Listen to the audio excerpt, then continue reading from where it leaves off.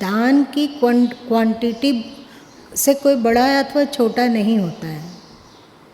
जब गुरु माँ 1985 ईस्वी में ज़मीन खरीदा गया था और नित्य प्रतिदिन घर से आते थे यहाँ 7 बजे के लगभग आश्रम पहुँच गए यहाँ पे, और जो कार्य करना है लेबर मिस्त्री मजदूर करते करते फिर शाम के 7 बजे तक घर पहुँचते थे। तो रास्ता से नित्य प्रतिदिन आते जाते थे। तो एक मतलब भिक्षा मांगने वाली बहन थी, वो ऐसे रोकी और बोली आप मंदिर बना रहे हैं क्या? तो गुरु माँ बोले हाँ। उसके बाद वो चली गई। फिर दूसरा दिन वो आई, रास्ता में पुनः मिली और बोली कि मेरा भी कुछ लगा दीजिए ना, और 2 रुपया दी गुरु माँ को। और गुरु माँ बहुत ही भाव विभोर होके उस धन को ग्रहण किए। उसका दान बहुत कीमती था क्योंकि उसके पास पैसा नहीं है। तो उसके पास जो पैसा था उसमें से देखने में लग रहा है कि वो बहुत छोटा दान करी है, पर छोटा दान वो नहीं है, बहुत कीमती दान है। मान लिया जाए कि किसी के पास 50 लाख पैसा है और वो दान कर रहा है 25,000 रुपया अथवा 2500 रुपया अथवा 5,000 रुपया अथवा 1,000 अथवा 2,000, तो उसकी तुलना में एक कोई जो अभाव में जी रहा है उसका 50 पैसा भी बहुत कीमती है। एक ठो तो उसके भीतर में उदारता का बहुत अधिक विकास हुआ, तभी उसके पास स्वयं कुछ नहीं है और पाई पाई जोड़कर 50 पैसा जमा किया और वो दान कर रहा है, तो ईश्वर के नज़र में अथवा सदगुरु के नज़र में वो बहुत कीमती दान है बनिस्पत उस दाता का जिसके पास ईश्वर ने बहुत कुछ दिया, पर वो बहुत ही एक उसके भीतर में कंजूसी है। कंजूसी के सहित वो दान कर रहा है क्योंकि उसके पास जो ईश्वर ने दिया वो बहुत है, लेकिन वो जो दान कर रहा है तो वहाँ पर उसकी कंजूसी झलक रही है। लेकिन वो जो 50 पैसा दान किया उसके पास कुछ नहीं है, भले ही वो भिक्षा करती हो अथवा करता हो और उसमें से पाई पाई जोड़ के यदि 50 पैसा करता है तो वो बहुत बड़ा दाता दान है, क्योंकि वह अपनी कंजूसी और पैसा पकड़ने की आदत से छूटा हुआ है। मेरी बात समझ में आई? तो इस कारण उसका कम दान होने पर भी बहुत कीमती है। और एक बात है कि जो बहुत सुखी संपन्न है वो यदि एक रकम दान करते हैं तो मन में उसका आता है कि हम दिए, एक अहंग वृत्ति जागती है कि हम तो हमेशा करते रहते हैं, हम इतना सहयोग किए, हम इतना सहयोग किए, हम इतना सहयोग किए। वो दिमाग में ना एकदम उसको कहते हैं क्या, गोदने की तरह टंकित हो रहता है कि हमने क्या क्या किया है। और एक भिक्षुक जो दान देता है वो बिल्कुल ग्लानि सहित देता है कि हम कुछ नहीं कर पा रहे, देने के योग्य भी नहीं है, हम क्या भला कर सकेंगे, हमारे पास है ही क्या। तो एक ग्लानि के सहित वो दे रहा है, वहाँ पर अहंकार क्या, कुछ भी नहीं है, उल्टे संकोच है कि हम जो समर्पित कर रहे हैं वो तो कुछ है ही नहीं। और एक है जो कि समर्पित कर रहा है, तो हम कर रहे हैं, हम कर रहे हैं। वो अपने बारे में भले 4 जन से चर्चा कर ले, पर 50 पैसा देने वाला 4 जन के प्रति के पास अपनी चर्चा नहीं करेगा। तो अब बताओ उनका दान कीमती हुआ या नहीं? यही यहाँ कहा जा रहा है। तुम भी अच्छा बोले, उसमें भी लिखा हो, शायद आगे लिखा हुआ होगा, देखो इतना विस्तार से नहीं लिखा होगा क्योंकि पुस्तक का मोटा ना हो जाए, इस कारण दिमाग को कंजूसी करना पड़ता है। विस्तार से नहीं लिखा जा सकता है, वहाँ पे छोटा छोटा और संक्षेप और ऐसा जो कि 4 लाइन हो और उसमें 40 लाइन का अर्थ खुलता हो, ऐसा ऐसा सोच सोच के फिर लिखना पड़ता है। पढ़ो। पुजारी ने समझाया, आप लोगों ने अपनी संपत्ति में से एक छोटा सा हिस्सा दान किया है, लेकिन वृद्धा माई ने आज तक की मेहनत मजदूरी से कमाई हुई सारी जमा पूंजी दान दे दिया और इसे अपना सर्वस्व दान करने का घमंड भी नहीं हुआ। उल्टे ग्लानि हुई कि वह अत्यल्प दान कर पा रही है। सेठ साहूकारों के दान देने की क्रिया में स्पष्ट अहंकार की गर्जना सुनी जा सकती है, अतः वृद्धा का दान सर्वोत्तम है। देखा, सभी को बात समझ में देखा है। सो 4 लाइन में किस तरह से सारा कुछ डला गया। चलो आगे बोलो। सबसे बड़ा दान अहम का दान है। अहम का दान करना आसान है। अहम का दान करना आसान है क्या?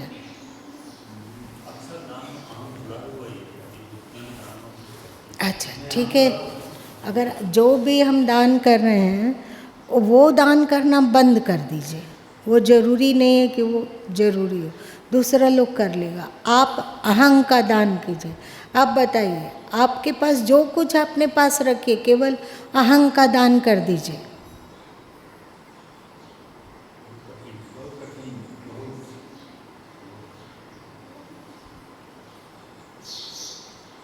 हम लोग थोड़ा थोड़ा ऊंचा लक्ष्य रखेंगे ना, तो फिर धीरे धीरे करके उस लक्ष्य की ओर बढ़ेंगे। और लक्ष्य थोड़ा ऊंचा हो, सपना थोड़ा ऊंचा हो, तभी तो उसको साकार करने के लिए प्रयत्न करेंगे। तो हम लोग यदि समझे कि अहं दान सबसे कीमती दान है, तो अब आप देखो कि किसके प्रति तुम अहं का दान कर सकता है। दान लेने वाला भी तो कोई चाहिए ना। तो दिमाग में दौड़ाओ कि अपने अहं का दान किसे तुम कर सकता है। अगर करने की कोशिश करो तो कहाँ कर सकता है, बताओ कोई, जल्दी जल्दी, फिर समय समाप्त हो जाएगा।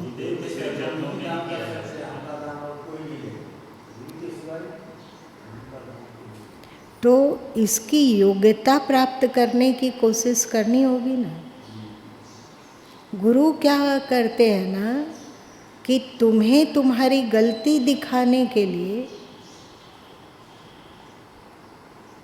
वो आपको टोक सकते हैं कि अरुण जी आप बहुत मोहांध हो जाते हैं, थोड़ा अपने आप को कंट्रोल कीजिए, आप इतना क्यों बह जाते हैं। अब भौतिक जीवन और भौतिक जो काम है उसमें इतनी आसक्ति क्यों कि दिल दिमाग विचलित हो जाए, अशांत हो जाए। आपको ये शोभता नहीं है। ये बात यदि गुरु माँ आपको अकेले में बोलते हो तो क्या लगेगा?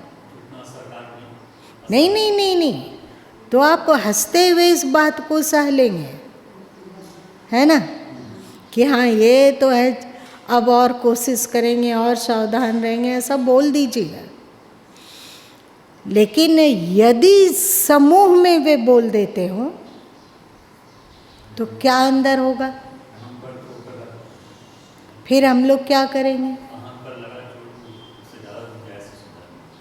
तो फिर क्या हम लोग करेंगे? अहं पर चोट लगेगी तो अगर समर्पित होगा, अगर समर्पण का भाव है तो निश्चित रूप से सुधार होगा।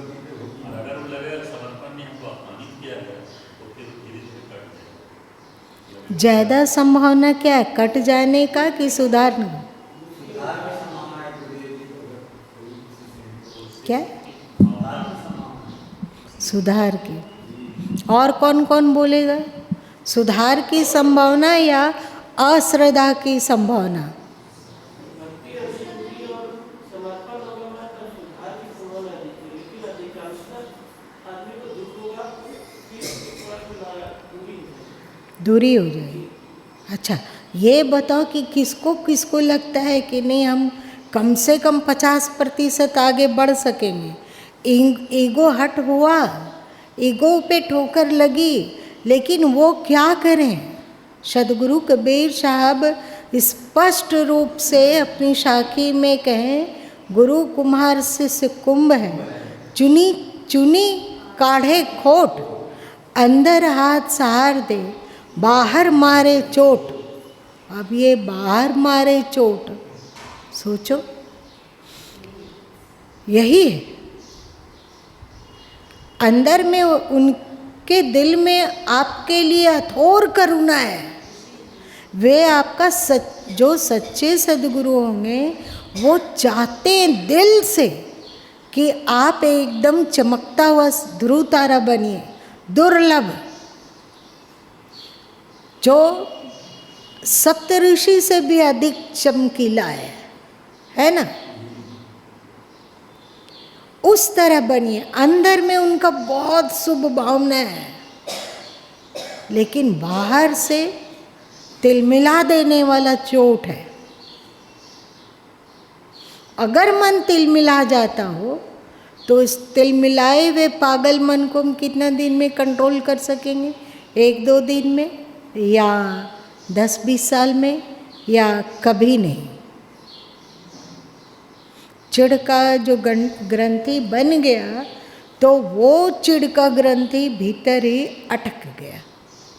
अब उसको हम संभाल नहीं पा रहे मन को।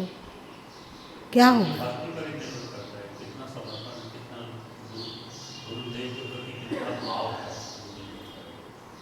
ये भक्ति कैसे जागेगी अब?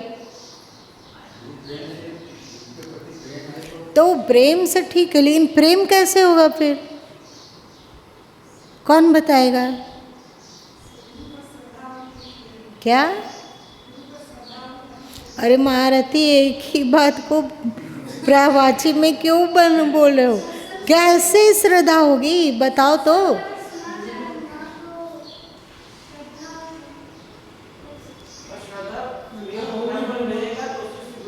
हाँ बताइए अशोक जी।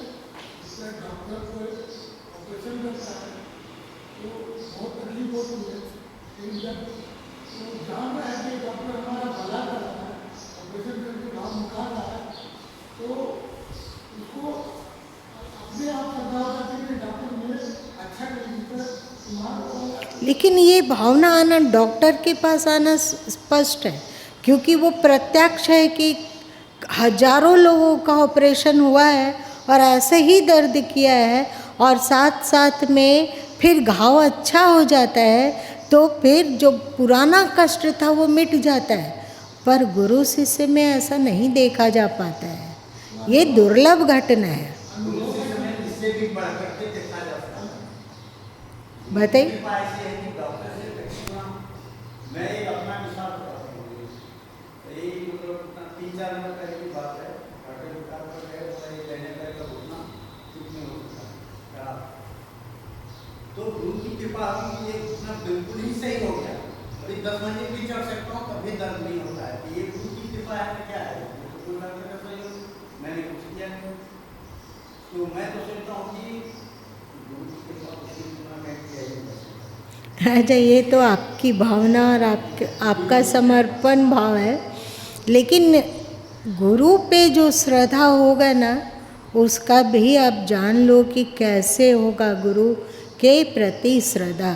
यदि अनायास श्रद्धा हो जाए बिना कोई उपाय किए, तो वो तो बहुत कीमती बात है। मतलब कोई उपाय नहीं किए, स्वाभाविक ही ओरिजिनल मेरे हृदय में भक्ति है। और दूसरा है कि हमारे मन में भाव मजबूत तब होगा जब हम उनको बारीक दृष्टि से देखेंगे कि हमारे गुरु में क्या क्या क्वालिटी है। वो उनके दिनचर्या को देखकर, अथवा उनके उपदेशों को सुनकर, अथवा उनकी वाणी को पढ़कर पता चल जाता है कि जिस गुरु के पास हम जा रहे हैं उनका मंतव्य क्या है, वे कैसा विचार रखते हैं, कैसा भाव रखते हैं, ये सबको जानकारी हो जाती है या नहीं? होती है, होती है। अब एक उपाय करो कि आप जिनके प्रति भी आपका मन जा रहा हो कि अमुक बहुत अच्छे संत हैं, स्वाभाविक है, पक्का है कि अच्छे होंगे, अब उनका भी गुण को ज्ञात करने की कोशिश करो कि उनमें क्या क्या गुण है, और अपने गुरु में भी ज्ञात करने की कोशिश करो कि उनमें क्या क्या विलक्षणता है। ये भी निकृष्ट बात है कि हम उतना सोच पाए कि नहीं हमें गुरु की परीक्षा करनी है, लेकिन अगर करना हो तो हठग्राहिता नहीं, ये भी मत सोचो कि वे उत्तम हैं और ये भी मत सोचो कि वे अच्छे नहीं हैं। वे अच्छे नहीं हैं ये भी मत सोचो, तुम भली भांति उनका निरीक्षण करो और देखो, यदि तुम उनमें गुण देख पाए कि नहीं उनमें ये गुण है, ये गुण है, तो यदि तुम गुण देख पाओगे तो फिर श्रद्धा बढ़ेगी कि घटेगी? तो सबसे पहले क्यों ना हम उनकी समीक्षा करें।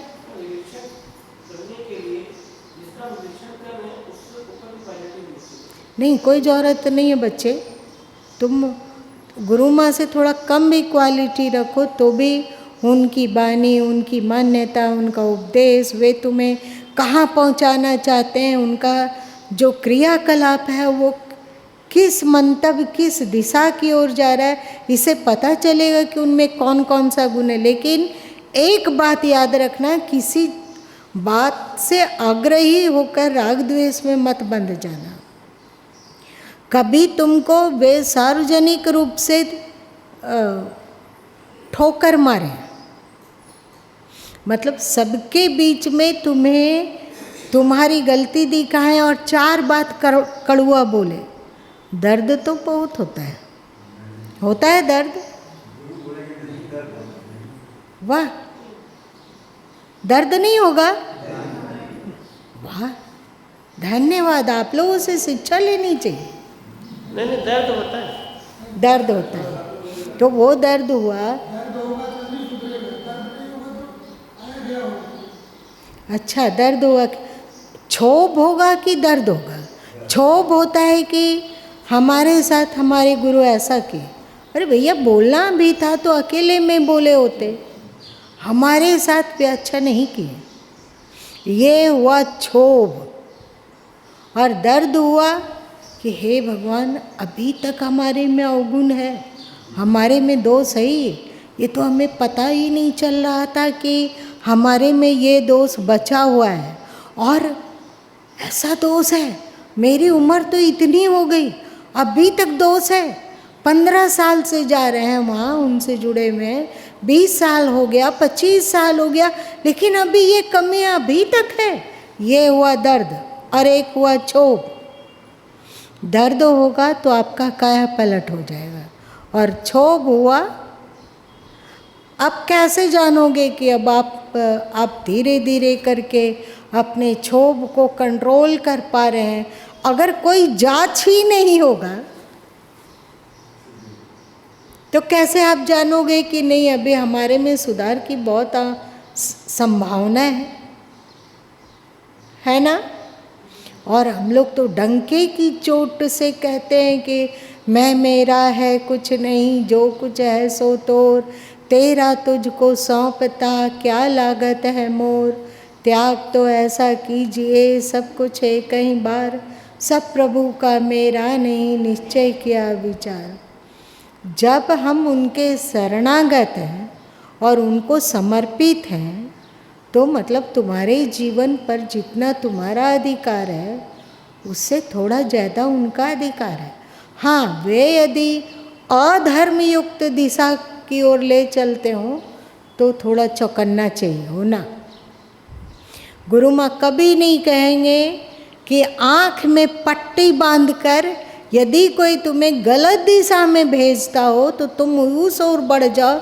ये गुरु माँ इस तरह अविवेकी समर्पण के समर्थक नहीं है।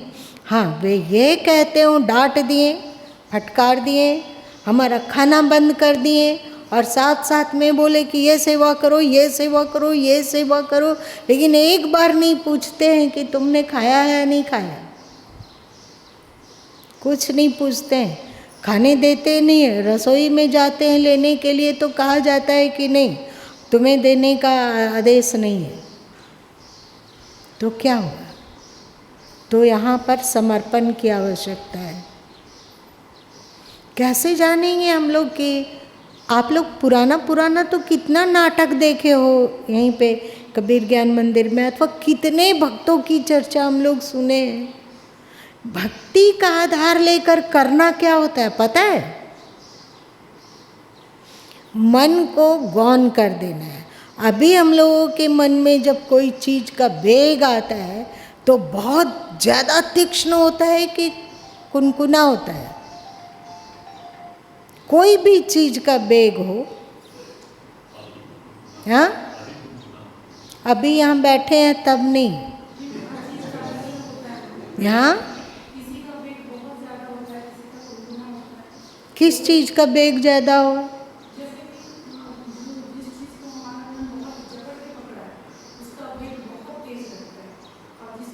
जैसे एक उदाहरण दो, किस चीज का वेग होता है?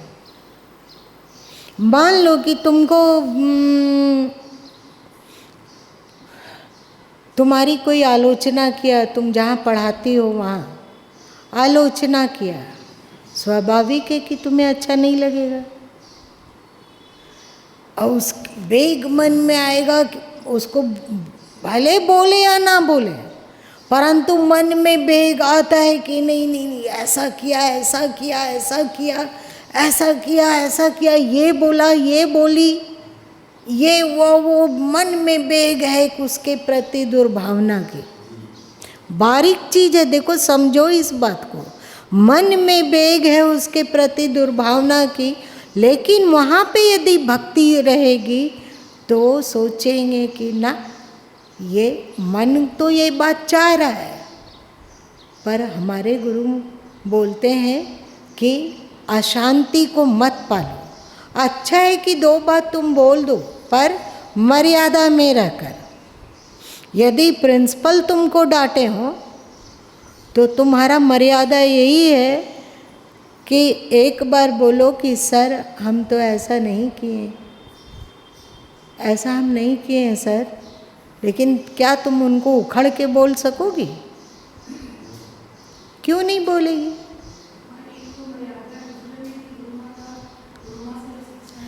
तुम जाने दो, जो दूसरे टीचर हैं, क्या वो शिक्षा पीछा नहीं लिए हैं तो क्या प्रिंसिपल से दो टूक में कड़क कर खड़ूस की तरह क्रोध को प्रकट कर सकते हैं? क्यों? वहाँ से स्वार्थ है, वहाँ हम जुड़े हुए धन के लिए, तो धन के लिए जुड़े तो वो बेमतलब की बात बोल रहे हैं। वहाँ हम लोग भींगी बिल्ली की तरह सुन रहे हैं, क्योंकि हमारा बहुत बड़ा स्वार्थ है कि उसके द्वारा हमें अगर ज़्यादा बदतमीजी करेंगे तो ये प्रिंसिपल हमें बाहर निकाल देगा कि तुम बाहर जाओ। पर सदगुरु से हमें क्या मिल रहा है? कुछ नहीं, क्योंकि जो मिल रहा है उसका महत्व हम जानते नहीं हैं। तो वहाँ पर ना क्षोभ बहुत होता है कि ऐसे बोल दिए, ऐसे तो हम है ही नहीं।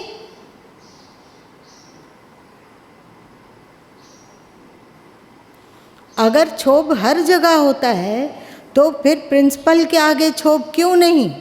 गुरु के आगे क्षोभ क्यों? क्योंकि तुम गुरु से ज़्यादा महत्व पैसे को दे रहे हो। यदि ज्ञान का महत्व तुम्हारे पास होता और होता है कि गुरु तो हमें कभी धर्म विरुद्ध मार्ग में चलने के लिए कभी नहीं कहे। तुम जोड़ घटाव करके देखो कि क्या कभी उन्होंने ऐसा उपदेश किया, क्या उन्होंने ऐसा अपेक्षा रखा जो धर्म विरुद्ध हो, जो बीजक के विरुद्ध हो, चाहे जो गीता के विरुद्ध हो, चाहे जो वेदों के विरुद्ध हो? ऐसी बात कोई बोली? तो उनसे हमें ज्ञान मिल रहा है, हम उनसे शांति का मार्ग जान रहे हैं, हम उनसे सुख का मार्ग जान रहे हैं। इसको हम लोग का मन कम महत्व देता है, इसलिए प्रिंसिपल के आगे तो हम लोग भींगी बिल्ली बन जाते हैं, पर सदगुरु के आगे नहीं बन पाते हैं, क्योंकि उनसे जो मिल रहा है इसको हम जानते ही नहीं। हम लोग के लिए हमारा मन ही सब कुछ है। अभी हम मन के प्रति भक्ति कर रहे हैं, उनके प्रति हमारी भक्ति इतना है।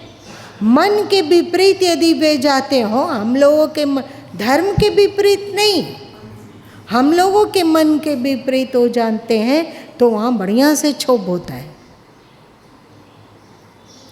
भक्ति हृदय समर्पित शिष्य की बात तो अलग है, उनको छोप छाप कुछ नहीं होता है।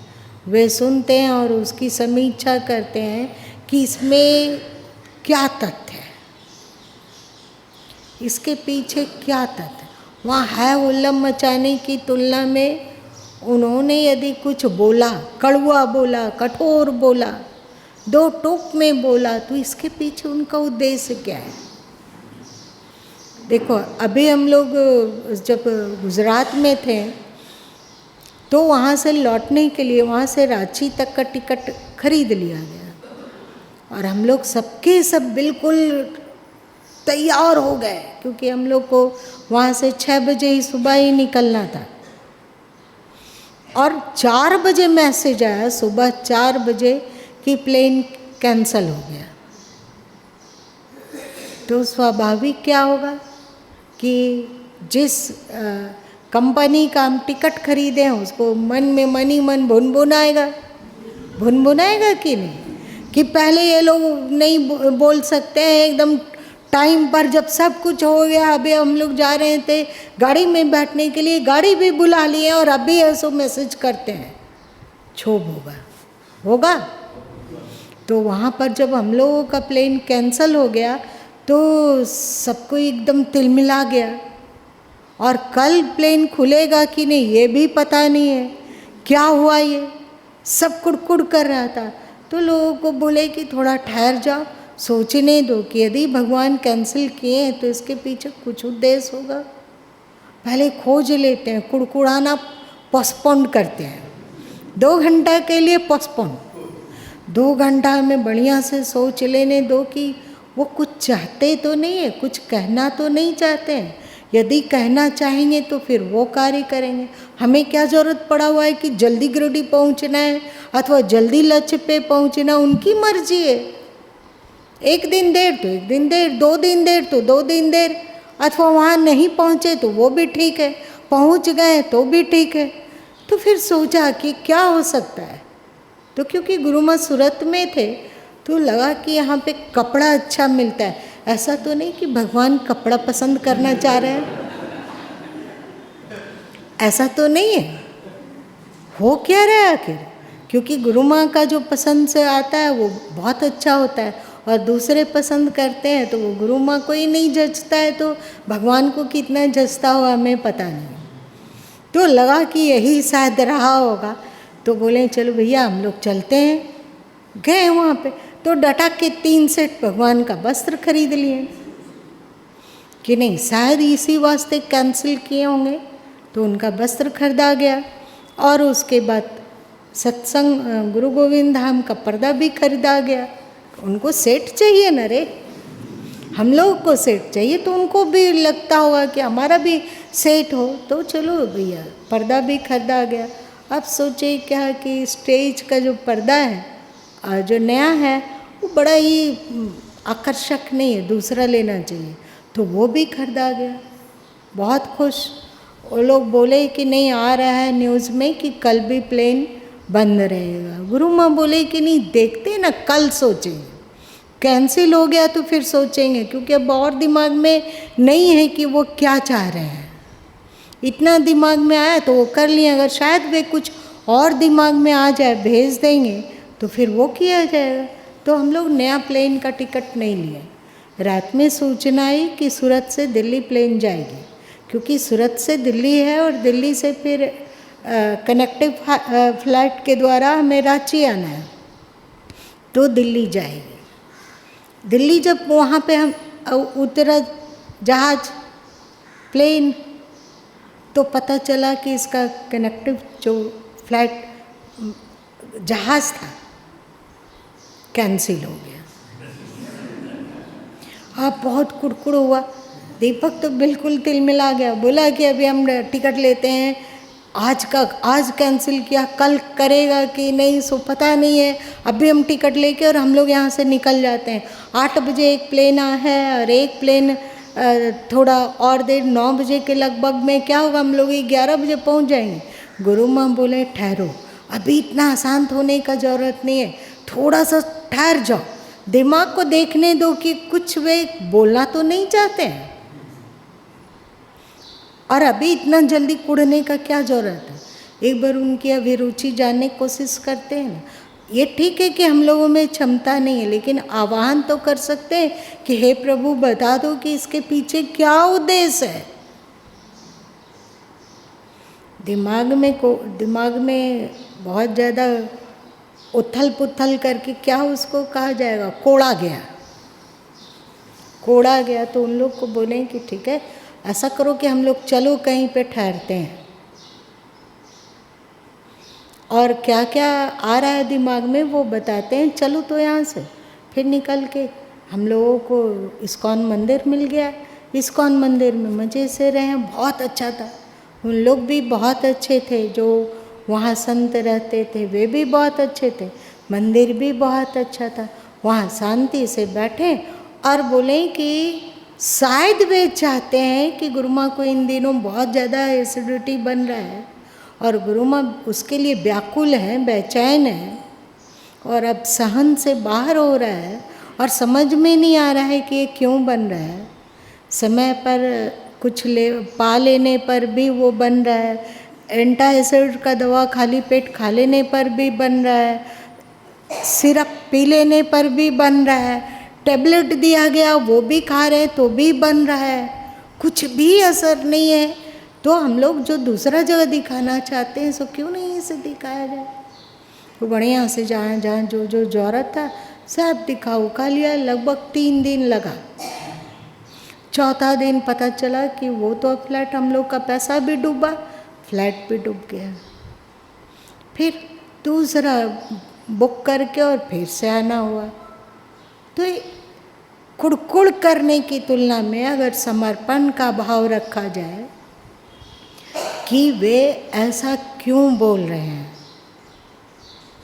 क्या इसके पीछे कुछ उद्देश्य है, शांत मन से सोचो, मन का पक्ष मत लो।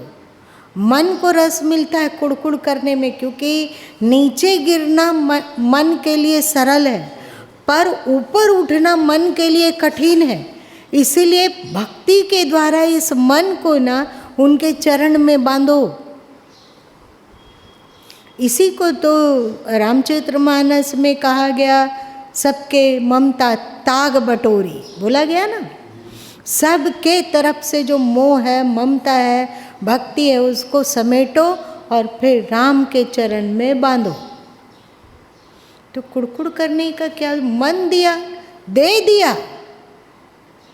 ये पागल लोग जो 2 कौड़ी के लवरी लोग होते हैं, वो अपना कहते हैं दिल दे दिया। तो हम ईश्वर के लिए क्यों नहीं कह सकते हैं कि दिल दे दिया? अब मेरे पास है ही नहीं क्या? अब सोचेंगे तो तुम्हारे मन से सोचेंगे, तुम्हारी अनुकूलता हमारी अनुकूलता है, तुम्हारी प्रसन्नता हमारी प्रसन्नता है। बोलो क्या करना है?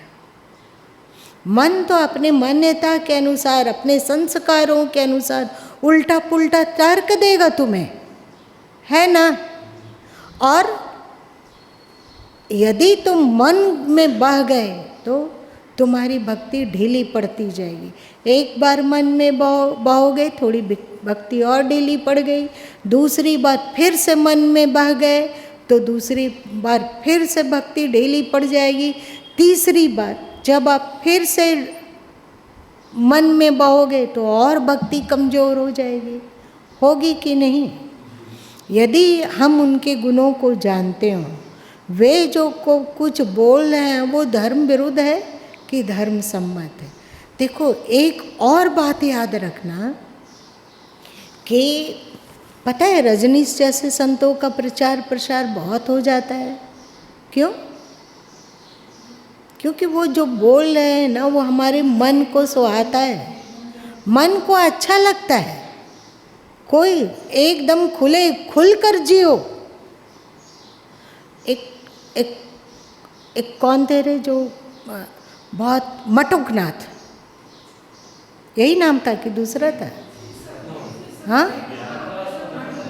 मटुक प्रोफेसर और उसकी जूली। हाँ, तो वो लोग जो तर्क पेश कर रहे हैं कि प्रेम में वांछा कहाँ, प्रेम में कामना कहाँ, हमें नहीं चाहिए कि हमें पत्नी का दर्जा मिले, नहीं चाहिए, फिर भी हम प्रेम कर रहे हैं, प्रेम में अपेक्षा कहाँ, इच्छा कहाँ। एक पागलपन की बात, विवेकहीन बात। लेकिन वो बात बहुत सारे जिसका मन उसी तरह का होगा तो उन लोगों की बातें बहुतों को अच्छी लगी होगी, क्योंकि उसके मन की क्वालिटी और आपके मन की क्वालिटी एक है, तो वो अच्छा लगेगा। तो हो सकता है कि गुरु आपको कुछ बोले तो आप कहोगे कि अमुक संत को तो हम पढ़ें, वे तो ऐसा नहीं बोलते हैं। अमुक संत को हम सुनते हैं, वो तो ऐसा नहीं बोलते हैं, हम उनको फॉलो करते हैं।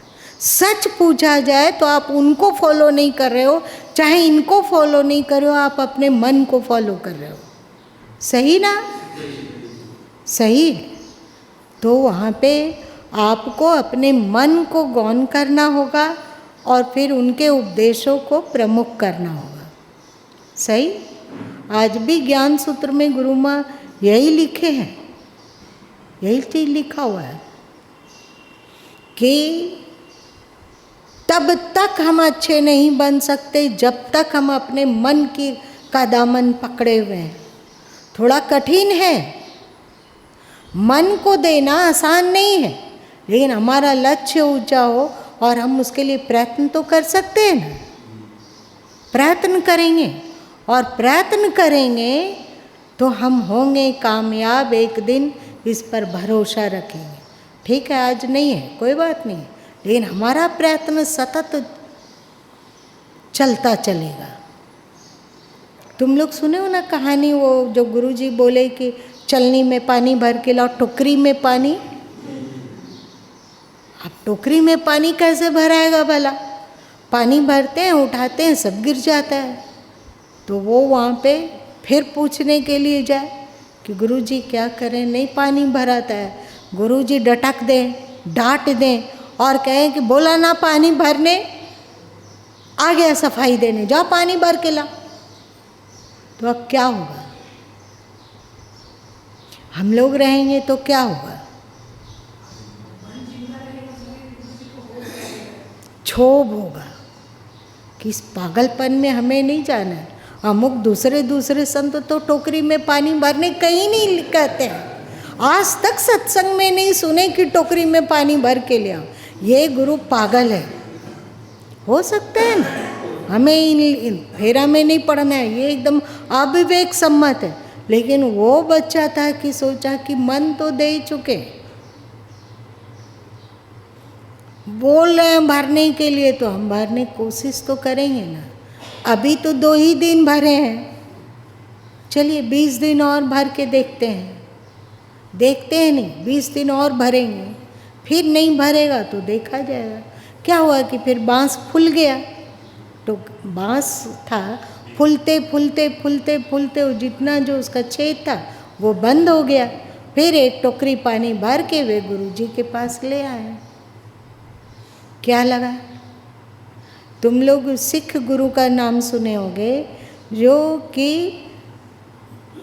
रामदास जी ने कहा, रामदास जी के गुरु ने कहा कि चबूतरा बनाओ, उस पर बैठ के ध्यान करेंगे। बहुत सारे कि मिस्त्री लोग आए, चबूतरा बनाने लगे।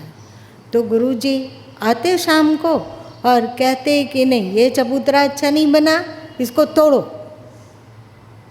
ठीक से ऐसे बनाओ, ऐसे बनाओ, वैसे बनाओ करके दूसरा चबूतरा।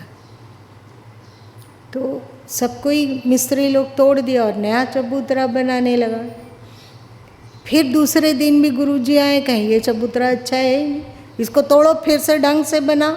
मसाला कम दिया कि टेढ़ा हो गया, कि ऊंचा हो गया, कि नीचे हो गया, कि ज़्यादा बड़ा हो गया, कि ज़्यादा छोटा हो गया। अरे बहाना का 1000 उपाय है ना।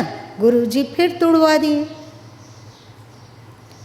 फिर सब मिस्त्री लोग को लगा कि इनका ना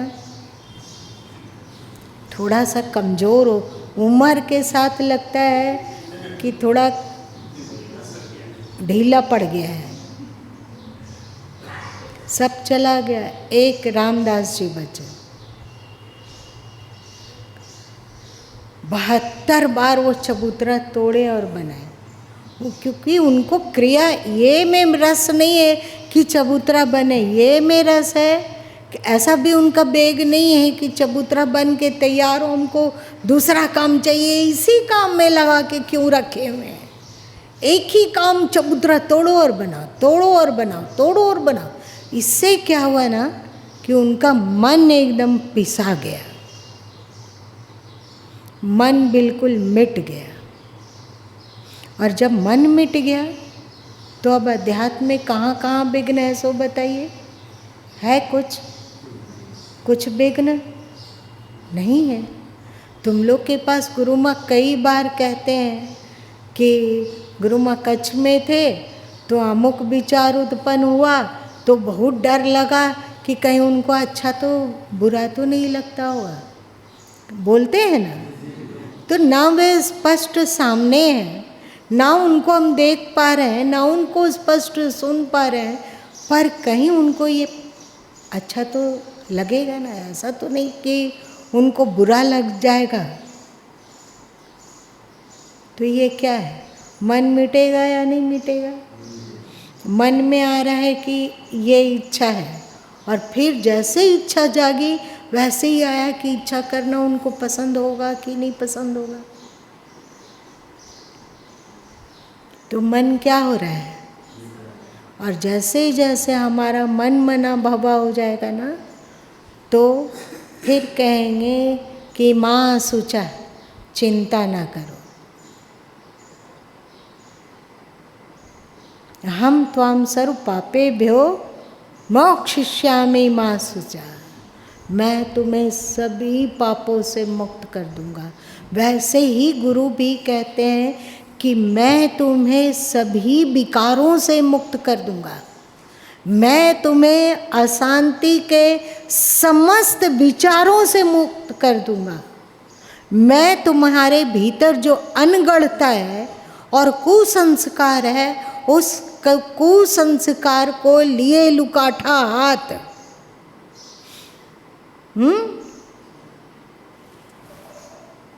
कबीरा खड़ा बाजार में, और एक ये भी है कि जो घर जा रहे चले हमारे साथ, और यदि तुम नहीं जला पाओ कोई बात नहीं, केवल भक्ति और समर्पण को सुदृढ़ करके रखो, वे जला देंगे। आपको मेहनत करने की कोई ज़रूरत नहीं है, आप केवल मेहनत कीजिए अपने समर्पण को मजबूत बनाने का, आप केवल मेहनत कीजिए अपनी भक्ति को स्थायी रखने का। उसके बाद आपके भीतर के कुसंस्कारों को एक एक चुनकर वे फेंक देंगे। चुनी चुनी काढ़ू खोट, सदगुरु कबीर साहब ने कहा ना। तो हम लोग मन की बातों पर क्यों विश्वास कर रहे हैं, एक बार करके तो देखो, 1 महीना 2 महीना भी करके देखो, देखना कि अरे हम लोग के तो मन में चमत्कार हो रहा है। क्योंकि मान लिया जाए कि क्रोध उत्पन्न हो रहा है, तमतमाहट है, बहुत ज़्यादा ईगो का फोर्स है, और तुरंत मन में आ जाएगा कि क्रोध उनको अच्छा लगेगा कि नहीं, क्योंकि भक्ति उनके प्रति है, क्रोध के प्रति हमारी भक्ति नहीं है ना। तो हम सोचेंगे ना, तो क्रोध कंट्रोल करेंगे, मन में वेग होगा कि नहीं क्रोध करें, और उधर हमारा प्रेम हमारा समर्पण कहेगा कि ना उनको पसंद नहीं है, और हम उन्हें नाराज़ नहीं कर सकते। वे आज ही सुबह सुबह दिमाग में एक गुरु माँ के दिमाग में एक पद गूंज रहा था, तू मेरा जीवन, तू मेरा धन, तू है प्राण प्यारा, और इसी तरह का तुझ में डूबूं, तुझ में खोऊं, तू ही सर्वस्व हमारा। इसी पर नया नया पद अपने आप आ रहा था और जा रहा था, आ रहा था, जा रहा, कि वे ही जीवन है, वे ही धन है, वे ही प्यारे हैं इस दुनिया में, सबसे अधिक प्रिय वही है। अब बताओ, जब ऐसा होगा तो यदि कभी क्षोभ हो जाए तो वो टिकाऊ होगा या होगा? किसी के प्रति द्वेष टिकाऊ होगा अथवा किसी के प्रति मोह होगा? करके देख लो, यही बात है। तो यहाँ पर अहंकार का दान करना सबसे अधिक कीमती है। चाहे हम अपना अहंकार का दान किसी योग्य सच्चे सद्गुरु के आगे करें, चाहे ईश्वर के आगे करें, फिर हमारा काया पलट है। कभी यदि मन के वेग में बहा भी जाएगा तो फिर वो शक्ति हमें पकड़कर और जहाँ थे वहीं पर ला खड़ा कर देगा। तुम चिंता नहीं करो, केवल अपनी भक्ति को साधने का चिंता करो, समर्पण को साधने का चिंता करो, बाकी वो सब कर देंगे। कर्ता पुरुष कबीर है, नाभा किया विचार। ठीक है, आज हमें फिर ज़्यादा समय हो गया, लेकिन क्योंकि आधा अधूरा में इसको छोड़ दिया जाता तो कल इस पर चर्चा होती ही, ये जरूरी नहीं है ना। सब समय की बूंदें होती है।